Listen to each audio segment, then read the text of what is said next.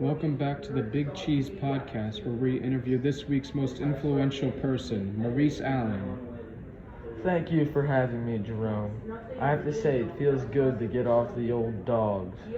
Of course, anytime.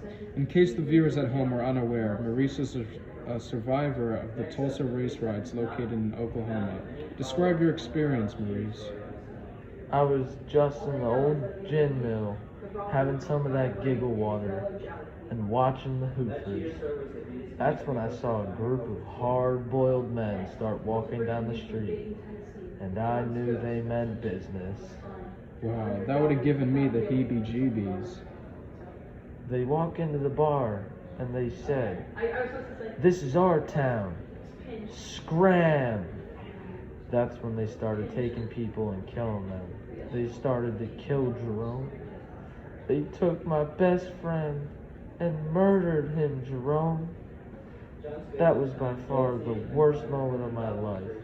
I ran out of the bar for safety and could barely live with myself. They burned the bar down too. That was just the start of it. Did they ever notice you, as you're an African American? No. Thank God they didn't. I snuck out before they saw me. Jerome, if they did saw me, they would have bumped me off this very earth. Wow, you're one lucky man, Maurice. What happened to your house? Jerome, I grew up in the Greenwood community, as did many other African Americans. They burned down the entire community. My home was destroyed. 300 people died altogether. That is some scary stuff. The riot started because someone that I don't know was framed for a crime he didn't commit. The Tulsa race riot was the start to many more like the one in Chicago.